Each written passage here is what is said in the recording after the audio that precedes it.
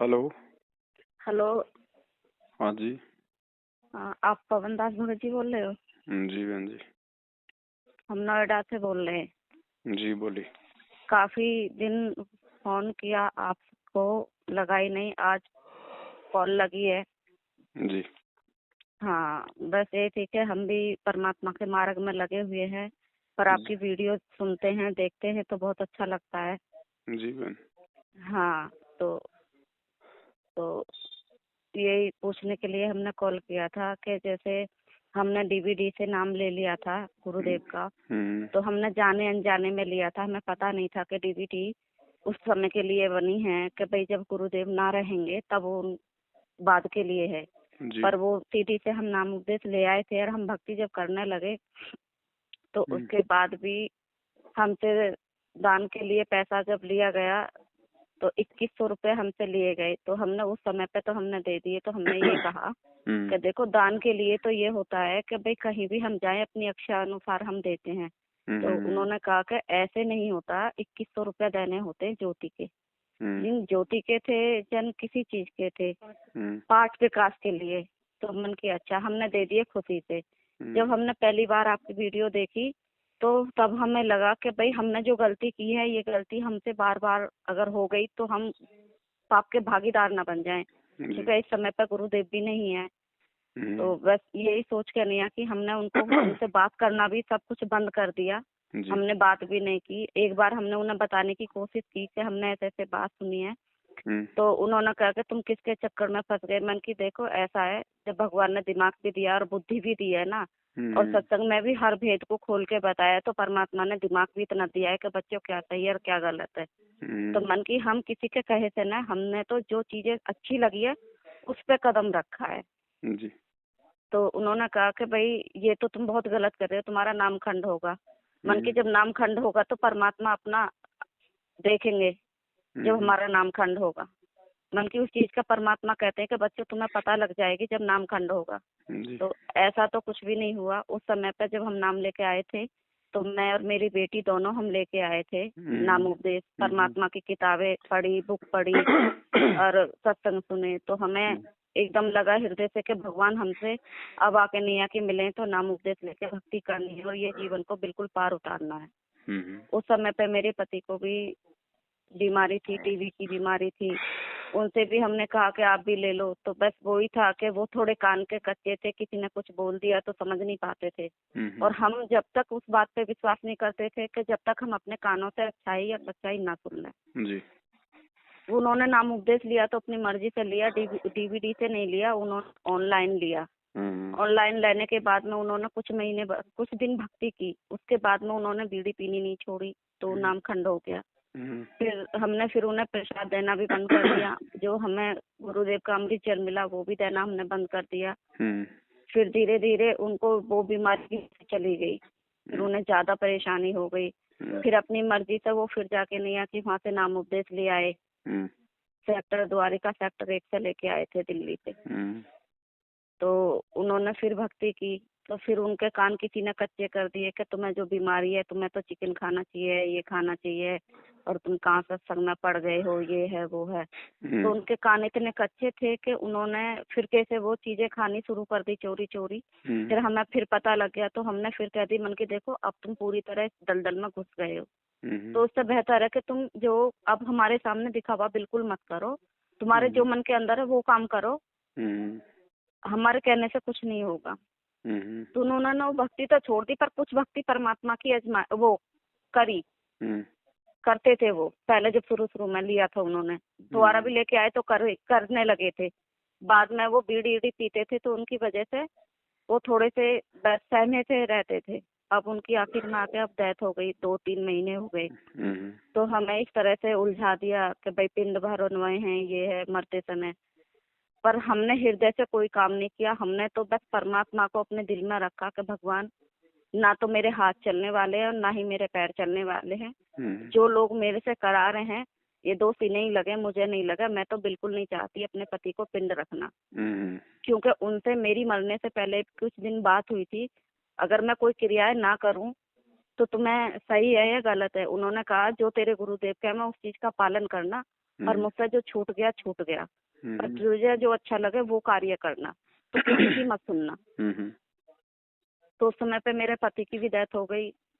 फिर उसके बाद में तीजा ईजा भी हुआ, तो मैंने कहा मन कि भाई जो तीजे का होगा वो मैं बिल्कुल नहीं खाऊंगी, तुम्हें जो तीजे का सामान बनाना है उतना ही बनाना जितना उनकी पतावली पे चले जाए, और पूजा यहाँ नहीं करनी, बाहर करनी है। तो ऐसा ही किया।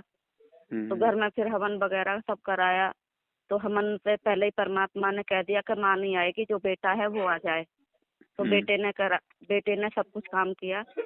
तो आखिरी समय पे मेरे से सामग्री लगवा दी। तो मैंने फिर भी सामग्री तो लगाई, पर परमात्मा मन में रहे, बिल्कुल पास रहे। मैं परमात्मा का जाप करती रही और सामग्री मैंने लगा दी। तो ये सारी चीजें हुई। तो उसके बाद में जब से मैं परमात्मा की भक्ति करती रही, छोड़ी नहीं, परमात्मा की भक्ति भी नहीं छोड़ी, एक दिन भी पूजा भी कर, ज्योति जलानी भी नहीं छोड़ी। ये सब चीजें, जिस बेटी ने नाम उपदेश लिया था उस बेटी की शादी तो हम देखो जगत वाले से हो ही है, और वो शादी वो अपने हाथ से करके गए थे। 5 चीजें एक शेर में ही किया था उन्होंने, जो भी किया था। पर इस बेटी की शादी में भी बस नॉर्मल तरीके से ही शादी विवाह करके उन्होंने भेज दिया था इस बेटी को। पर हाँ, शादी बेटे वाले की तरफ से जो भी हुआ उनकी तरफ से हुआ, हमारी तरफ से कोई रस्म ना हुई, ना कोई ऐसी चीजें हुई। बस सादा सिंपल हुआ। बेटी ने भी कर लिया कि भाई ठीक है। बस ये था कि एक शादी का जोड़ा जो हल्का फुल्का मेकअप था सिर्फ वो ही किया। उसके बाद में उसने परमात्मा को क्षमा याचना 15 दिन पहले ही लगानी शुरू कर दी कि गुरुदेव मैं अगर नहीं करूंगी तो मेरे भगवान को दोषी बताते रहेंगे ये लोग, ये जगत वाले हैं, ये नहीं समझेंगे, मैं जानती हूँ आप जानते हैं। बस मुझे इतनी छूट देना कि बस मैं हल्का सा ये कर सकूं, और उसके बाद में मैं बिल्कुल कभी नहीं करूंगी। तो कभी ये करती नहीं है। ससुराल में सब बोलते हैं कि मेकअप नहीं करती है, ये नहीं करती है। इसने कहा कि जैसे मेरे गुरुदेव की आज्ञा होगी मैं वैसे ही पालन करूंगी। पति भी नहीं चाहते कि मेकअप करो, वो भी कहते हैं कि ठीक है जैसा तुम्हें अच्छा लगता हो वैसे करो, अगर बाहर मेरे साथ में चल रही हो तो हल्का फुल्का कर लो, आके घर में उतार दो, जो लोग तुम्हें देख के कुछ बोले नहीं, या मेरे घर वाले कुछ देख के नहीं बोले। तो लड़की मेरी अच्छी पढ़ी लिखी है, BA पढ़ी हुई है। लड़का थोड़ा बिल्कुल भी नहीं है पढ़ा लिखा, पर हाँ परमात्मा की भक्ति को जानने लगा है, कहने लगा है कि भाई उनके घर में भगत जी आप पूछोगे नहीं, उनके घर में बहुत कुछ होता है। मतलब उनके घर में मीरा बाबा भी होते हैं, जैन का बाबा भी पूजे जाते हैं, और जैसे बच्चा होती है तो उस बच्चे के लिए भी बलि दी जाती है, फिर उसके लिए सारे काम होते हैं। तो मेरी बेटी ने इस चीज के लिए आवाज उठाई कि अगर मैं अपना बच्चा भी लेके आऊंगी तो मैं अपने बच्चे के लिए ना कुआं पूजन करूंगी, और ना ही कभी बलि देने दूंगी, ना कोई ऐसी चीजें करूंगी, ना किसी चीज में शामिल होंगी। तो ससुराल वालों को बहुत बुरा लगा। पति ने कहा जैसे मेरी पत्नी चाहती है काम वैसे होंगे, तुम्हें जो अच्छा लगे तुम वो करना, मेरी पत्नी को इन चीजों में कभी शामिल मत करना, और मैं नहीं चाहता कि मैं भी पाप का भागीदार बनूं, क्योंकि मेरी पत्नी का नाम खंड होगा तो झेलना मुझे पड़ेगा या उसे पड़ेगा। तो ये सारी चीजें हैं। तो ये सारी चीजें हमसे सबसे करवा ली गई हैं। पर उसके बाद परमात्मा देखो ये है, कभी परमात्मा के उसे दया इतनी रही मालिक की का नाम तो नहीं टूटा, ना ही खंड हुआ। परमात्मा लगने के आसपास हमारे हैं, हमेशा हैं। पर अब यही है कि मेरे घर में बहू और बेटा भी हैं, वो बिन उपदेशी हैं। तो जैसे हम परमात्मा को आपकी देख के नहीं है कि आपने जैसे कहा था कि हम हर संडे के दिन परमात्मा को हलवा राम का भोग लगाते हैं, तो हमने कभी नहीं लगाया। तो आपकी हमने वो वीडियो देख के नहीं कि 2 बार से परमात्मा का भोग लगाया।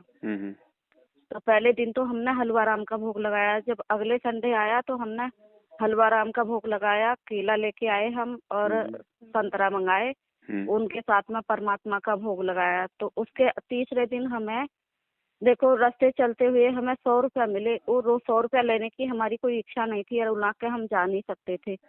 पर हमने वो पैसे को 100 रुपये को लिया।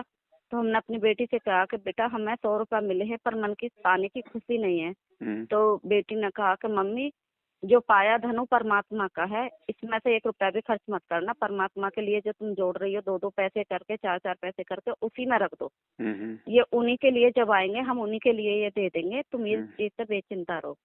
तो भगत जी आप ही बताओ कि क्या कुछ सही है या कुछ गलत है? देखो इसमें 2 बातें बहन।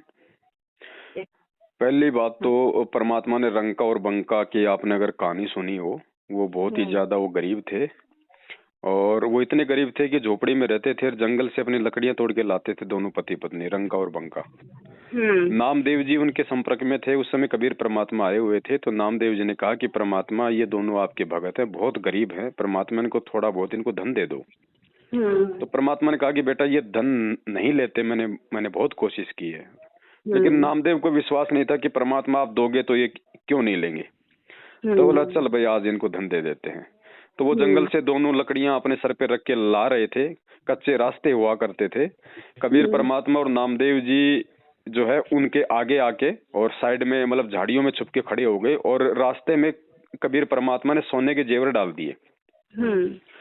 तो वो जो पति था, जो रंका, वो था आगे और वो बंका थी, वो थी बेचारी, वो पीछे पीछे आ रही थी।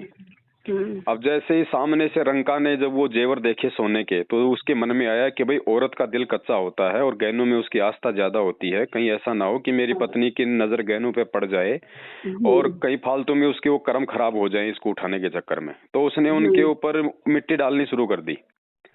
अब देख उसकी पत्नी ने भी लिया पीछे। तो उसकी पत्नी ने कहा कि जी चलो चलो, क्यों मिट्टी पे मिट्टी डाल रहे हो, अपने किस काम के। तो दोनों उनको छोड़ के वहां से आगे बढ़ लिए, उन्होंने उसको उठाया नहीं।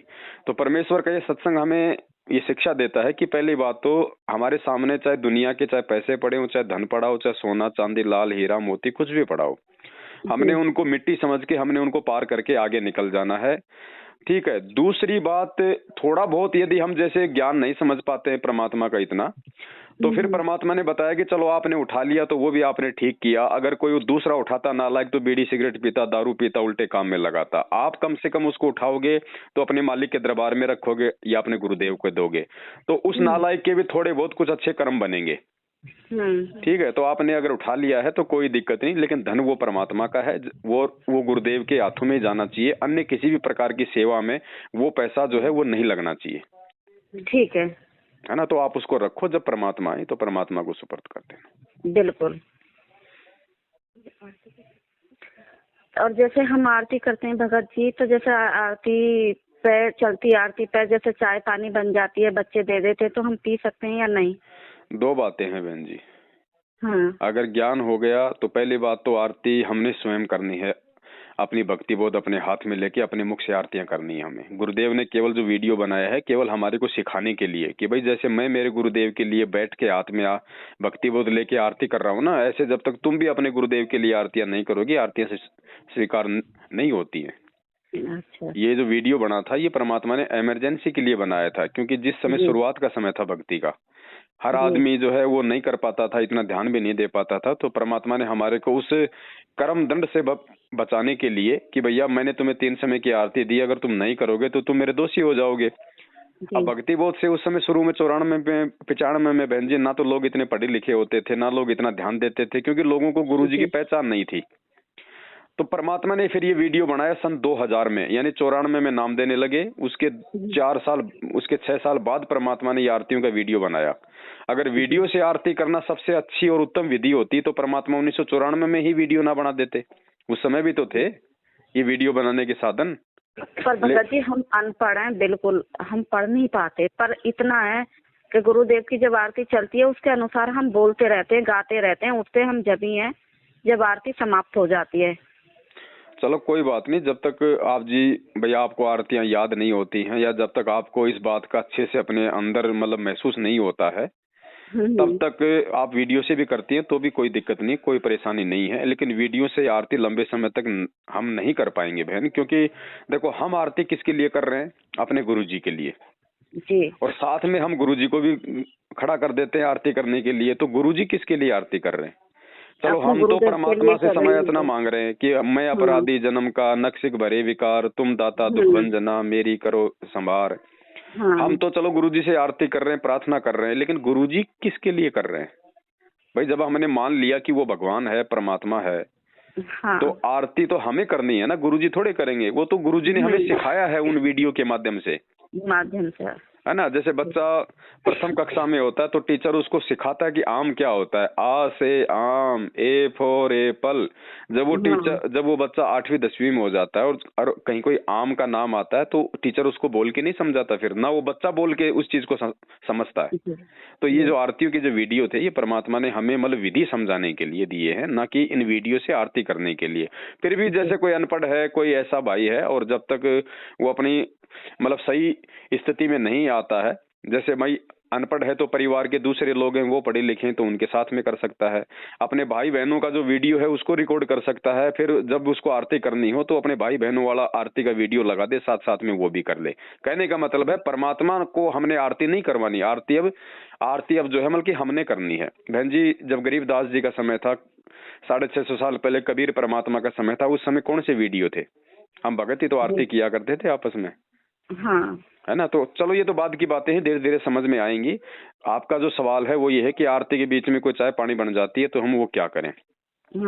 देखो, जहां तक हो सके 99% तो ये या तो पहले पी लो या फिर बाद में पी लो, और बहुत ही ज्यादा ऐसा कोई हो मान लो तो फिर बहन जी परमात्मा की मालिक को दंडवत करके मालिक की आरती को स्टॉप कर दो, चाय पी लो, हाथ धो लो, उसके बाद फिर अपनी आरती शुरू कर लो, ठीक है ना। बाकी ऐसा अगर ना हो तो ज्यादा बेटर है, क्योंकि एक चाय के लिए हम भगवान की आरती को रोक दें, थोड़ा सा वो भी ठीक नहीं आत्मा है। को स्वीकार नहीं होता ये बात।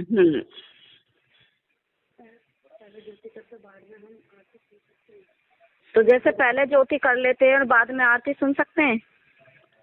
ज्योति कैसे पहले? मतलब सुबह में जैसे उठ गए परमात्मा की ज्योति जला दी।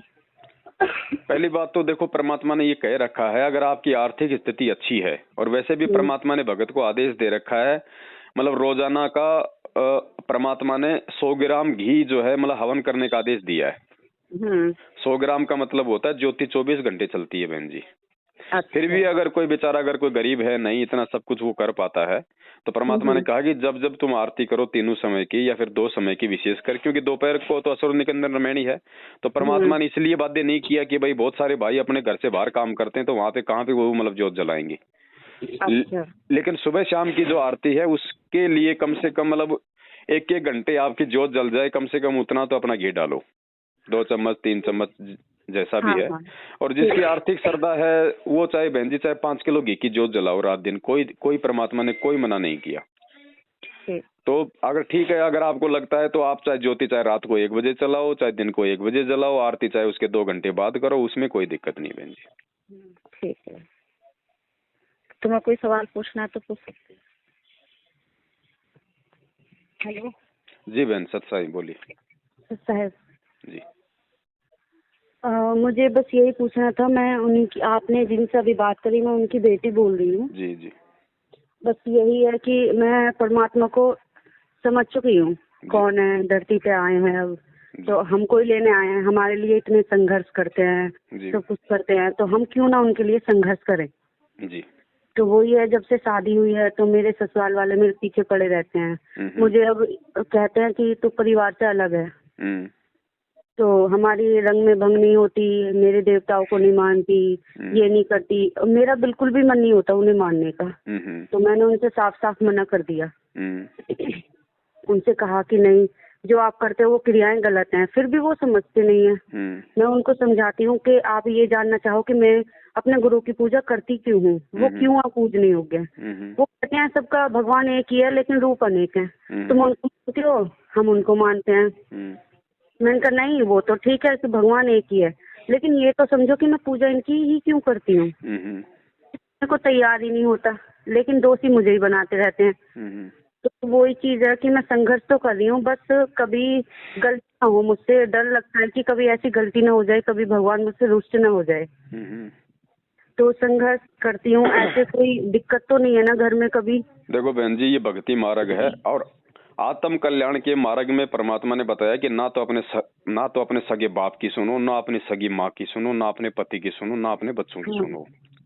बाकी आपके सांसारिक जो भी काम धंधे हैं उनमें आपस में परिवार के सास ससुर की, माता पिता पत्नी की अपनी सलाह लो, उसमें काम करो। लेकिन जहां आत्म कल्याण की बात जहां पे आ जाती है और आपकी भक्ति में अगर कोई बाधा उत्पन्न करता है, तो परमात्मा ने बताया कि किसी के बाप की नहीं सुननी है, फिर वही करना है जो आपके गुरु ने आपको सिखाया है। मीरा ने फिर किसी की सुनी नहीं थी, मीरा ने फिर छोड़ दिया था वो परिवार, और जाके वृंदावन में अपनी भक्ति करने लग गई भगवान के आश्रय होके। तो भगवान ने उसको संभाला, सारी उसकी व्यवस्था की। कोशिश करो अपने पति को समझाने की, आपका पति भी अगर आपके समर्थन में होगा तो भी आपके ऊपर इतना दबाव नहीं होगा। बाकी संघर्ष तो करना ही करना है। कल को आपका पति भी मान लो अगर किसी कारण से अगर झुक जाए अपने परिवार वालों के आगे, तो बहन जी छोड़ छाड़ के अपनी माँ के घर पे आके अपनी आरती करो, अपना काम धंधा करो, कोई बुराई नहीं है। ठीक। लेकिन लेकिन भक्ति नहीं छोड़नी बहन जी, ये मर्यादा नहीं तोड़नी परमात्मा की। नहीं छोड़ूंगी किसी भी कीमत पर। इतनी मुश्किल से मिले हैं, इतनी मुश्किल से, बहुत ज्यादा। और फिर जो संघर्ष करता है ना, फिर उसके साथ में भगवान होता है, वो अकेला ना समझे अपने आप को। सही है। और बस यही होता है ना कि चिकन वगैरह लाते हैं ना, तो वो कहते हैं उनके साथ के लिए रोटी बना दो। अगर मैं रोटी बनाने के लिए मना कर देती हूँ तो कहते हैं बताओ हमारे खाने के लिए मना कर दिया। स्पष्ट मना करो, बिल्कुल मना कर दो। अब कुछ नहीं चलेगा, कोई फॉर्मेलिटी नहीं चलेगी। आर पार की लड़ाई है। परमात्मा धरती पे 27 साल होगी ज्ञान देते हुए। अब भी अगर हम ये छुपा छुपाई का खेल खेलेंगे तो परमात्मा नाराज होगा। बोलो जी, अगर आपको सब्जी के साथ खानी है तो मैं बना देती हूँ, अगर आप मीट के लिए खाओगे तो मैं इसमें सहयोग नहीं दूंगी। साफ बात है। चाहे वो नाराज हो, कोई दिक्कत नहीं, दूसरे दिन अपना उठा के अटैची आ जाओ अपने घर पे। परमात्मा कहते हैं रूठो जग सारा, रूठे ना परमेश्वर। बिल्कुल बिल्कुल बहन जी। अब भगवान प्रसन्न करना है, दुनिया को प्रसन्न करते हुए अनंत युग हो गए और इन्होंने हमें क्या क्या दे दिया दुनिया वालों ने? कुछ नहीं दिया सिवाय 84 लाख योनियों के।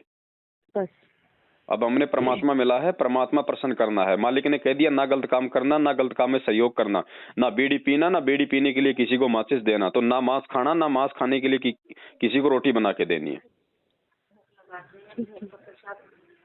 भगत जी, जैसे भोग लगाते हैं परमात्मा को, सुबह में खाना बनाते हैं, भोग लगाते हैं, तो उस भोग को तो हम जैसे अपने परिवार में दे देते हैं भोजन खाने के लिए। परमात्मा का भोग लगा हुआ तो बिन उद्देश्य के लिए, जैसे मेरी बहू है, बेटा है, उनके लिए हम दे देते हैं। तो बेटा मेरा कुबेर उबेर खाता है या कभी कभार शराब भी पी लेता है, तो उसको भोग देना सही है या गलत है? देखो, जो 3 दिन का जो पाठ प्रकाश होता है, जो परमात्मा जो आश्रम में करवाया करते थे ना, उस समय हमें पाठ प्रकाश का जो प्रसाद मिलता था, वो प्रसाद किसी भी अनुपदेशी को नहीं देना होता है, चाहे उसकी जान क्यों ना निकल रही हो। बाकी जैसे हम ये हलवाराम का भोग लगा के परमात्मा को भोग लगाते हैं, या नॉर्मली अपने घर पे सब्जी रोटी का परमात्मा को भोग लगाते हैं, वो आप चाहे जो मर्जी आप जी किसी भी आत्मा को दो, उसमें कोई दोष नहीं है, कोई दिक्कत नहीं। वो खाएगा तो उसके संस्कार बनेंगे। भाई अगर मीठा पानी हम किसी को पिलाएंगे तो उसमें लाभ ही है ना, सामने वाले का नुकसान थोड़ी है।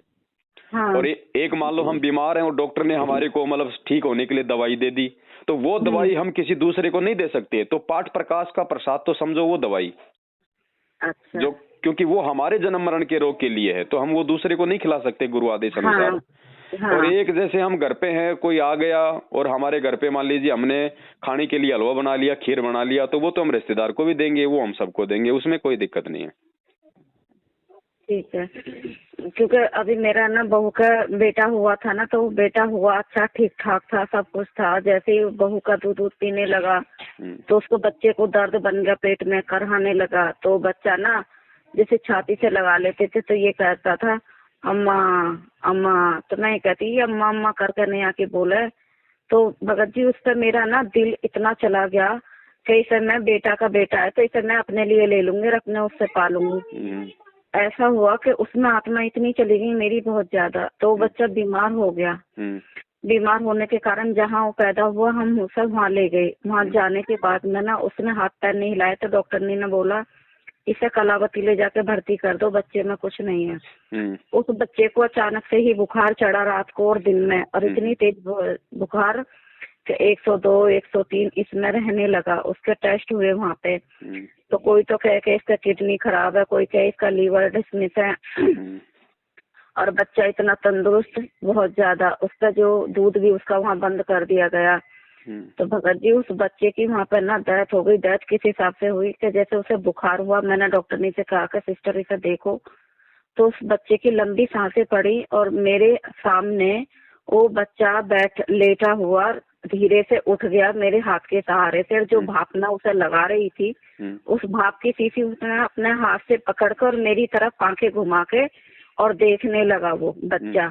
उसी दौरान उस बच्चे की लंबी लंबी सांसें पड़ने लगी। जैसे ही मैडम ने उसे देखा तो उसके गुब्बारे पेट में नली देने के लिए मुंह खोला, उसके जो पेट में नली दी और ये सब किया, गुब्बारा लगाया। उस बच्चे की वहाँ पर डेथ हो गई।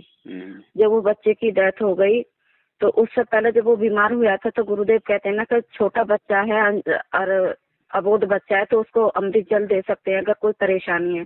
तो भगत जी मैंने उसे अमृत जल दे तो दिया था और उस अमृत जल को पीने से उसका पेट का दर्द भी ठीक हो गया था और वो भी ठीक हो गया था। तो उसके बाद जब हम बीमार हुआ हम वहाँ लेकर गए ना तो उस बच्चे की डेथ मेरी आंखों सामने हुई। मरने के बाद भी बच्चा ऐसा नहीं लग रहा था जैसे मर गया हो। और उस मरे हुए बच्चे के मुंह से मैंने वो सारी पाइप सब निकाली, सब सिरिंज वगैरह सब निकाल दी कर दी और मैंने कपड़े में लपेट कर लिया कि जैसे ही उस बच्चे को लिया तो उसने मेरा गले बांध पकड़ लिया, मतलब अपने हाथ से, और ऐसे करके नहीं मेरे मुंह पे लग गया कि जैसे इसमें कुछ सांसें हैं। तो उस बच्चे की मोह बहुत मुश्किल से मेरे दिल से निकली, पर मैं परमात्मा को यही कहती रही, अगर परमात्मा आप बचा सकते हो तो बचा दो, नहीं तो देखो कहीं आपके नाम पे बट्टा ये लोग वाले ना लगा दें और कहीं ये नहीं कहने लग जाए कि इस गुरु को मानने लगी है और ये सब कुछ हो गया। जो कि मुझे पता है कि जो परमात्मा करता है अच्छे को ही करता है। कुछ मोह मेरा ज्यादा था और अब बाद में आके नहीं की पता चला कि अब उस बहू की माँ ने दिखाया तो उसने कहा कि इसको तो मसान का रोग है और मसान के रोग जिसको होगा उसकी औलाद नहीं जी सकती। तो ये सब चीज देख कर नहीं की तो मुझे अब ये है कि भाई बेटा या तो तू भी नाम उपदेश ले ले, भक्ति कर, जब तक गुरुदेव में तो तू एक काम कर ले, संकल्प नाम दीक्षा ले ले, ऐसे ही संकल्प कर ले और रह ले। तो वो तो अभी कुछ करने के लिए तैयार नहीं है, अपनी माँ के घर गई हैं थोड़ा इलाज कराने के लिए। मैं कि तुम्हें जहाँ जाना है तुम जा सकती हो पर मुझे इन चीजों में बिल्कुल मत घसीटना। तो वो चली गई हैं, पति मेरा बेटा भी और बहू भी। तो जब से वो बच्चा खत्म हुआ मुझे सबने भे के इतना मारा, मतलब बातों से, अपनी बातों से, मेरे भाइयों ने भी, सबने। पर ये था कि इसके पापा ने कुछ नहीं कहा। उन्होंने कहा कि जो होता है अच्छे को होता है, तू अपने दिल पर बोझ मत ले, भगवान नहीं चाहते कि इनकी संतान रहे तो नहीं रही, तू अपने ऊपर बोझ मत ले। जब मैंने कुछ नहीं कहा, इतना तो मैं भी जानता हूँ कि जिन भगवानों की भक्ति ली है तो ये तो मुझे भी पता है कि भक्ति किसकी है किसकी नहीं है, ये तो जगत वाले हैं ऐसे ही कहेंगे। कोई बात नहीं है, मेरा नाम खंड हुआ है, तुम्हारा नहीं हुआ, मैं तुम्हें जानता हूँ और भगवान को भी जानता हूँ। तू रहने दे, जैसा भी है इन्हें कहने दे, इनकी बातों का कोई बुरा मत माने, मत दिल पे लगा। तो ठेस उन्होंने मेरे मन से हटा तो दी, क्योंकि उन्हें भी पता था कि अगर मैंने ज्यादा टेंशन ले ली तो कहीं ऐसा ना हो कि इसी के लेने के देने पड़ जाए। पर भगवान मेरे साथ हमेशा रहे, इतने झटके पड़े तो परमात्मा ने मेरा साथ कभी नहीं छोड़ा। ऐसे लगता रहा पल पल मेरे हाथ पास है। तो ये सब चीजें मेरे घर के अंदर हुई है। पहले पोता गया, फिर दादा गया, फिर ये सब सारी टेंशन हुई, सारी उलझने हुई। तो सब यही है कि सब यही सोचते हैं कि इसने जब से गुरु का नाम लिया तब से ये सब कुछ हो रहा। कोई ये नहीं जानता कि भाई जिसका समय निर्धारित है वो तो जाएगा ही जाएगा। जो धरती पे आया है उसे तो जाना है ही, चाहे वो बीमारी से जाए चाहे वो कैसे ही भी जाए। तो ये सब कुछ चल रहा। देखो बहन, ऐसा है, बिना ज्ञान के हमारे जो घर के छोटे छोटे बच्चे होते हैं ना, जब कोई कुतिया जब ब्याती है ना तो उसके बच्चों को भी सोचता है कि मैं ले आऊं अपने घर पे, मैं रखूं इनको, मैं पालूं, क्योंकि वो अच्छे लगते हैं, उनका मोह है उनके अंदर। ठीक है, वो स्थिति बिना इस सतगुरु के ज्ञान के, चाहे कोई 80 साल का आदमी हो, चाहे 50 साल का आदमी हो, चाहे कोई कितना पढ़ा लिखा हो, मोह उसके अंदर रहेगा अपने परिवार वालों के प्रति, बाल बच्चों के प्रति। लेकिन जब वो बच्चा जब थोड़ा बड़ा हो जाता है ना, फिर वो खुद ही कहता है ये गंदगी करेगा, घर में रहने दे इसको बाहर रखो, इसको कुत्ते को। तो इसी प्रकार जब हमें परमात्मा का ज्ञान हो जाएगा तो ये हमारे घर में या हमारे से जुड़ी हुई जो आत्मा होती है, पोता पोती, बेटा बेटी, दोते नाती के रूप में बहन जी, हमें ज्ञान हो जाएगा कि भाई ये आत्मा परमात्मा की है, रिश्तेदार हमारे बने हुए हैं, तो हमारे पिछले जन्म जन्मांतरों के आपस की जो है वो ऋण है, वो संबंध है हमारे, और हमने केवल उन संबंधों का, ऋणों का केवल निर्वाह करना है। अगर हम बाप हैं तो हमने परिवार के प्रति जिम्मेदारी निभानी है, माँ है तो हमने अपने बाल बच्चों के प्रति जिम्मेदारी निभानी है। ठीक है, काम हमने सारे करने पड़ेंगे, लेकिन ये ज्ञान होने के बाद में व्यर्थ की मोह ममता हमने बिल्कुल किसी से नहीं रखनी है। उस परमात्मा की आत्मा है और उस आत्मा पे उस भगवान का अधिकार है, जब चाहे वो उसको लेगा, जब चाहे उसको वो छोड़ेगा। ठीक है, हमने फिर उसके बाद में अपने आत्म कल्याण की ओर आगे बढ़ना है। और ट्रीटमेंट बहन जी देखो, डॉक्टर उसी का करता है जो हॉस्पिटल में होता है, जो डॉक्टर के अधीन होता है। बेटा बेटी ने नाम नहीं लिया है तो उनके संस्कार उनके साथ में रहेंगे। फिर भी परमात्मा कुछ हद तक, मतलब अगर जिस घर में भक्ति प्रवेश है और बेटा बेटी ने भी नाम नहीं ले रखा है, बहू ने नाम नहीं ले रखा है, तो कुछ हद तक मालिक उनकी भी सहायता करता है। लेकिन सहायता होगी कितनी बहन? केवल उतनी होगी जैसे परमात्मा कहते हैं कि आपके घर में हलवा बन रहा है, है, लेकिन महक तो पड़ोसियों को भी जाती है ना, आनंद तो उनको भी आता है ना महक का, लेकिन खाने का आनंद तो आप ही लोगे ना, पड़ोसी थोड़े खा सकते हैं, महक से थोड़े ना कोई वो पेट भर जाएगा। तो इसी प्रकार से आप अगर भक्ति करोगे तो पूर्ण लाभ तो आपको मिलेगा, लेकिन वो महक जो है भक्ति की आपके बाल बच्चों तक भी जाएगी, मतलब अंदर से उनको भी प्रेरणा होगी कि यार हमें भी हलवा बनाना चाहिए, धीरे धीरे होगी। जब एक दिन महक कान में जाएगी, 2 दिन महक कान में जाएगी, रोज वो महक जब कान में जाएगी तो पड़ोसी सोचेगा यार आज तो अपन भी हलवा बना ही लेते हैं। तो आपके भक्ति करते रहने से एक ना एक दिन आपके बाल बच्चों में भी भक्ति करने की प्रेरणा परमात्मा की दया से होगी। इसलिए गुरुजी कहते हैं कि आप संघर्ष करना मत छोड़ो। ठीक है भगत जी। सत साहेब। सत साहेब बहन, जय हो बंदी छोड़ के। जय।